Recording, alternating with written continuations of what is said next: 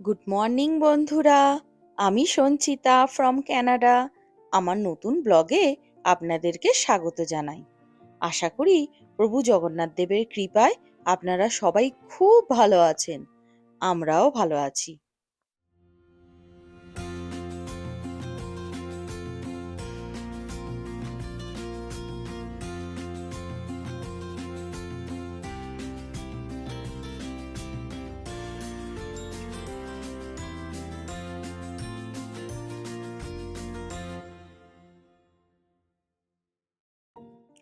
আগামীকাল আমাদের ওখানে মানে বাঙালিদের পয়লা বৈশাখ।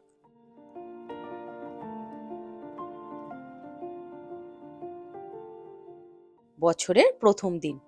আর কানাডায় বেঙ্গলি জীবনের পক্ষ থেকে আপনাদের সবাইকে জানাই নতুন বছরের অনেক অনেক শুভেচ্ছা ও অভিনন্দন। নতুন বছরে সবাই খুব ভালো থাকবেন, সুস্থ থাকবেন, ভগবানের কাছে এটাই প্রার্থনা করি। আর আজকের এই আকাশটাকে দেখুন, যেন মনে হচ্ছে আমি তো দেশের মাটিতেই আছি। সমগ্র আকাশ যেন নতুন বছরকে স্বাগত জানাচ্ছে। সকালবেলা ঘুম থেকে উঠেই ভাবলাম আজকের দিনে রুমগুলোকে একটু পরিষ্কার করে গার্বেজটাকে ফেলে দিয়ে আসি। আর দেখুন না, ফেরার পথে কার দেখা পেয়েছি।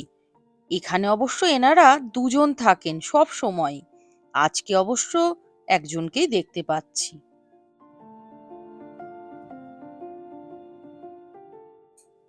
কাল যেহেতু পয়লা বৈশাখ, তাই ভেবেছি চটপট রান্না সেরে নিয়ে একটু দোকানে যাব জামা কাপড় কিনতে।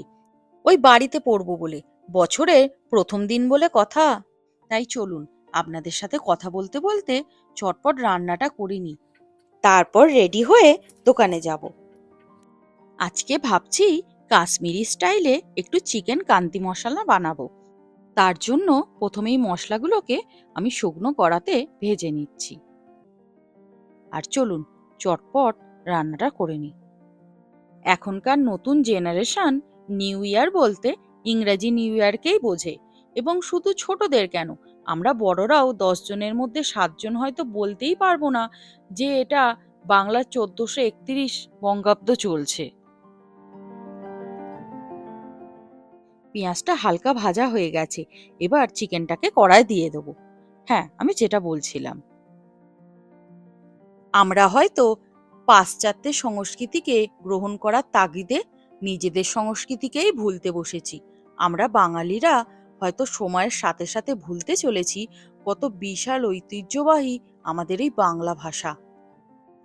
একাধারে রবীন্দ্রনাথ ঠাকুর, নজরুল ইসলাম থেকে শুরু করে বিবেকানন্দ, ঈশ্বরচন্দ্র বিদ্যাসাগর, বঙ্কিমচন্দ্র চট্টোপাধ্যায়, সুভাষচন্দ্র বসু, সত্যজিৎ রায় এবং সুকুমার রায়ের মতো এই রকম আরো অনেক মনীষীরাই আমাদের এই বাংলায় জন্মগ্রহণ করেছেন।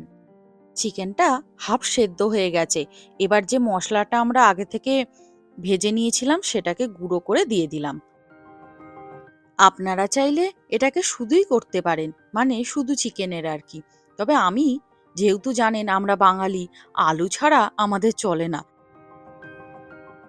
তাই চিকেনটা ভালোভাবে সেদ্ধ হয়ে যাওয়ার পর আমি এতে একটু ভেজে রাখা আলুও অ্যাড করে দেব। আর এখনকার দিনেও গান মানেই তো কুমার শানু, অরিজিৎ সিং, শ্রেয়া ঘোষাল। আর ক্রিকেট মানেই সৌরভ গাঙ্গুলি। তবে আমি সকল অন্যান্য ভাষাকেও শ্রদ্ধা ও সম্মানের চোখেই দেখি, কিন্তু নিজেকে বাঙালি বলতে গর্বে আমার মাথাটা উঁচু হয়ে যায়। চিকেনটা আমার ভালোভাবে সেদ্ধ হয়ে গেছে। এবার এই যে আলুগুলো দিলাম, ভালো করে নেড়ে চেড়ে একটুখানি গরম জল এতে দিয়ে দেবো। এইবার দেখছি ভালো করে ফুটেও গেছে জানেন। খুব সুন্দর দেখতে হয়েছে, তাই না বলুন চিকেন রেসিপিটা?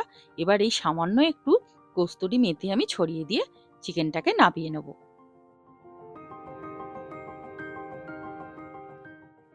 রান্নাটা হয়ে গেছে আর আমরাও বেরিয়ে পড়েছি। আর বাইরের আকাশটাকে দেখুন না, এত অপূর্ব সুন্দর লাগছে দেখতে। তাই আমরা ঠিক করলাম আজকে হেঁটে হেঁটেই যাব দোকানে। এত অপূর্ব সুন্দর প্রকৃতি, আপনারাও আশা করি দেখে খুব খুশি হবেন। যাই হোক, পয়লা বৈশাখের কথা মাথায় এলেই আমার যেটা খুব বেশি করে মনে পড়ে সেটা হলো আমার মামার দোকানের কথা। তখন আমি খুব ছোট ছিলাম। পয়লা বৈশাখের দিন সকাল সকাল স্নান করে নতুন জামা পরে বাবার সাথে মামার দোকানের উদ্দেশ্যে রওনা দিতাম। আর আমার কাছে বিশাল আগ্রহের কারণ ছিল, এই দিন মামার দোকানে পুজো হতো। আর আগেকার দিনে তো পয়লা বৈশাখের দিনে দোকানে দোকানে শরবত খাওয়ানো হতো, মিষ্টির প্যাকেট দেওয়া হতো। যদিও এখনকার দিনেও দেওয়া হয়, তবুও ছোটবেলায় তো আগ্রহের কোনো সীমা ছিল না। আর আমার মামার দোকানে একটা মাটির পুজো ছিল, আর তাতে ভর্তি করে শরবত তৈরি করা থাকতো, ঠান্ডা ঠান্ডা শরবত।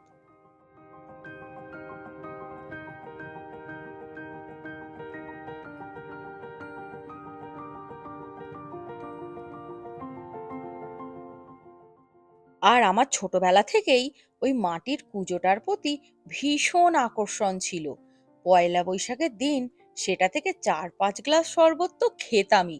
আর মনে মনে ভাবতাম একদিন সুযোগ পেলে ওই মাটির পুজোটাকে নিয়ে পালিয়ে যাব। খুব ছোট ছিলাম তো, তাই ভাবতাম ওই কুজোটাই বুঝি শরবতের উৎস আর কি। মানে যখনই ওই কুজোটায় আপনি গ্লাস ডোবাবেন 1 গ্লাস শরবত পাবেন, সবসময়ই পাওয়া যাবে সেই আর কি। কারণ এত ঠান্ডা ঠান্ডা শরবত আর কোথাও পাওয়া যায় কিনা তা আমার সেই সময় জানা ছিল না। আসলে ছোটবেলায় চিন্তা ভাবনাই তো অন্য রকমের থাকে, বলুন না। এখন তো সেসব কথা মনে পড়লেও হাসি পায়। আর তারপর সন্ধেবেলায় বাড়ি ফিরে বাবার সাথে হালখাতা করতে যেতাম দোকানে দোকানে। 5-6 প্যাকেট মিষ্টি তো বাধাই ছিল, সঙ্গে নতুন ক্যালেন্ডার।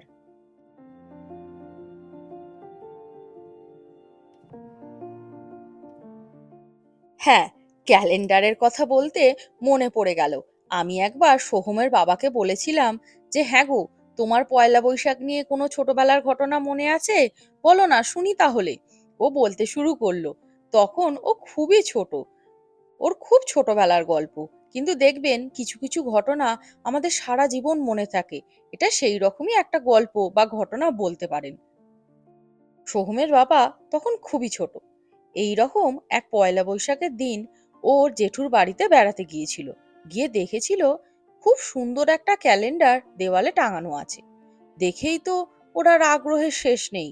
আর আপনারা তো জানেনই, ছোটবেলায় একটা সামান্য কাগজের টুকরো নিয়েও আগ্রহের শেষ থাকে না। আর এটা তো একটা গোটা নতুন ক্যালেন্ডার। ওর বাবা তখন ওর দাদাকে, মানে ওর জেঠুর ছেলেকে জিজ্ঞাসা করলো যে, তোমরা এই ক্যালেন্ডারটা কোথায় পেলে? ওর দাদা তখন বলল, ওই তো স্টেশনের কাছেই একটা দোকানে, সবাইকে দিচ্ছে তো। তখন সোহমের বাবা বলল, আমি যদি যাই আমাকেও দেবে? ওর দাদা তখন বলল, হ্যাঁ, তোর বাপিকে সঙ্গে নিয়ে যা, দেখবি তোদেরকেও দেবে। এরপর তো ও খুশিতে ডগমগ হয়ে বাড়িতে এসে বাপিকে, মানে আমার শ্বশুর মশাইকে বলতে লাগলো, বাপি স্টেশনে নিয়ে চলুন না, ওখানে একটা দোকানে নতুন ক্যালেন্ডার দিচ্ছে। কিন্তু বাপি বললেন, এখন তো আমি খুবই ব্যস্ত, এখন যেতে পারবো না, পরে দেখছি। আসলে কি হয় না, ছোটবেলায় আমরা অনেক কিছুই বুঝতে পারতাম না, এখন যেগুলো বুঝি সময়ের সাথে সাথে। বড়দেরও তো সুবিধা অসুবিধা বলে থাকে।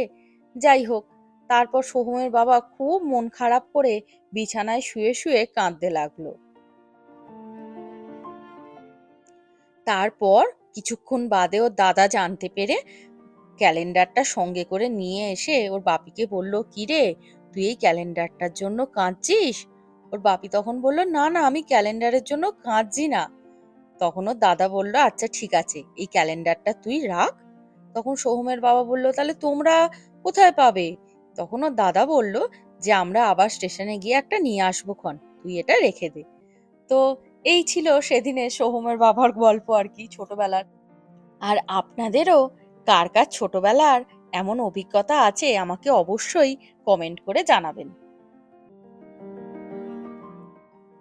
আর এদিকে আমরাও আপনাদের সাথে কথা বলতে বলতে শপিং মলে চলে এসেছি। আর এই যে সোহমবাবু, তিনি দেখছেন একটি জুতোর জন্য আর কি। এখানে আসলে গরম পড়ে গেছে তো, শীতকালের জুতোগুলো আর পরা যাবে না। ওই জন্য ভাবলাম ঠিক আছে ও দেখুক, আমিও ততক্ষণে এই দিকটায় দেখি। আর দেখুন না, এই দিকটায় কি সুন্দর সুন্দর ছোট বাচ্চা মেয়েদের জুতো রাখা আছে। কি অপূর্ব সুন্দর দেখতে লাগছে দেখুন জুতোগুলো।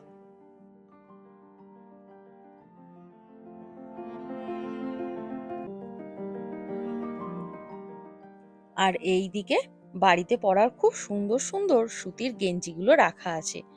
দেখি এখন কোন কালারটা পছন্দ হয়। তবে আমার ইচ্ছা আছে গেঞ্জির ওপরে সেই সুন্দর প্রিন্টেড যে গেঞ্জিগুলো হয় আর কি, ওইগুলো নেয়ার।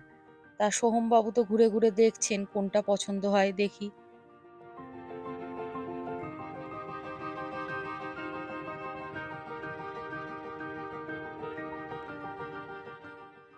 এই দেখুন, আমি এই গেঞ্জিগুলোর কথাই বলছিলাম। বেশ সুন্দর সুন্দর আছে দেখুন। ও বাবা, এ দেখুন এখানে হ্যারি পটারের গেঞ্জিও আছে ব্যাটম্যান সুপারম্যানের সঙ্গে। আর ভাবছি এই যে প্যান্টগুলো রাখা আছে, এইগুলো দুখানা নেবো। আর এইগুলো খুব সফট জানেন তো। আর এইদিকে দেখুন না, কি সুন্দর সুন্দর রং বেরঙের ঘড়ির কালেকশন। আমার মনে হলো আপনাদের সাথেও শেয়ার করি। কি সুন্দর দেখতে দেখুন ঘড়িগুলো। আর এইখানে দেখুন কত রকম আলাদা আলাদা কালার আর আলাদা আলাদা সেন্টের ক্যান্ডেল রাখা আছে। আর এইখানটা ভারী সুন্দর গন্ধ বেরোয় জানেন তো, পুরো মলের মধ্যে। ওই জন্য এই জায়গাটা আমার খুব প্রিয়। আর দেখুন না কত রকম রং বেরঙের ক্যান্ডেল। আর এই টিফিন বক্সগুলো দেখুন না, কি সুন্দর। এগুলো কাঁচের প্লাস্টিকের দু রকমই আছে, আমি এই কাঁচেরটাই একটা নিলাম। আসলে প্লাস্টিকে খাবার জিনিস গরম করলে শুনেছি সেটা স্বাস্থ্যের পক্ষে ভালো নয়। আর সোহমের বাবাকে যেহেতু সকালেই টিফিন আমি তৈরি করে দিই, তাই ওকে গরম করে খেতেই হয়, সেই জন্য কাঁচের না হলে চলবে না।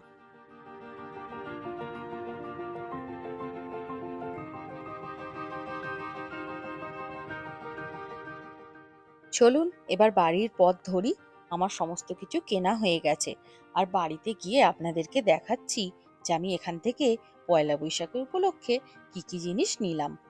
আর বাইরের আকাশটা সত্যি বলছি এত অপূর্ব লাগছে দেখুন, যেন মনে হচ্ছে আমি কোনো হিল স্টেশনেই আছি।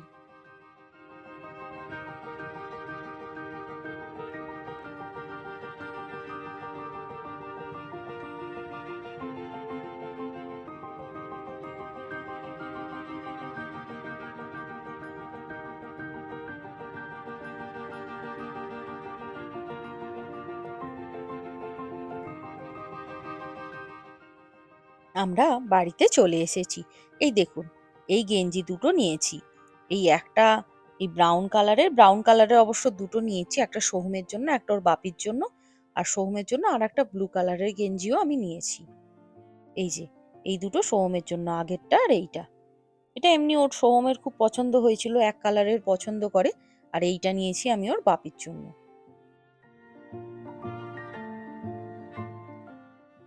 আর প্যান্ট এই দুখানা নিয়েছি। সোহমের জন্য এই ছাই ছাই কালারেরটা, আর সোহমের বাপির জন্য ওই কালো রঙের প্যান্টটা। এই প্যান্টগুলো জানেন তো খুব সফট, পরে আপনি যেখানে সেখানে বসা ওঠা সবটুকু করতে পারবেন। আর এই দেখুন না, এই টিফিন কৌটোগুলো কিনেছি অনেকটা আমাদের ওখানের মতো দেখুন, একসঙ্গে তিনখানা। ওই অল্প কিছু অনেক সময় একটু নিয়ে যাওয়ার জন্য প্রয়োজন লাগে। আর এই বাটির একটা সেট আমি পেলাম, যেমন আমাদের ওখানে পাওয়া যায় সেই রকম। একটার মধ্যে তিনখানা রয়েছে। এগুলো প্লাস্টিকেরই।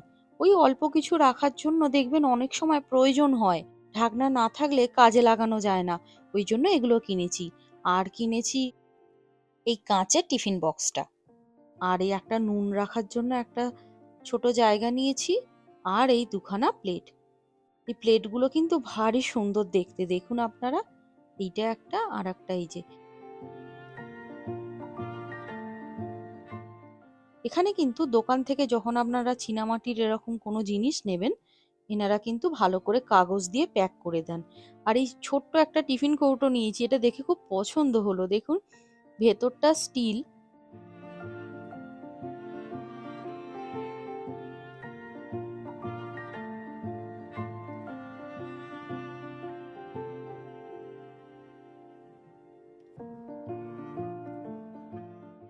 চলুন ভিডিওটা তাহলে এখানেই শেষ করি। আর ভিডিওটা আপনাদের কেমন লাগলো আমাকে অবশ্যই কমেন্ট করে জানাবেন। আর ভালো লাগলে লাইক, শেয়ার ও সাবস্ক্রাইব বা ফলো করতে ভুলবেন না। দেখা হবে পরের নতুন একটি ভিডিওতে খুব তাড়াতাড়ি। সবাই খুব খুব ভালো থাকবেন।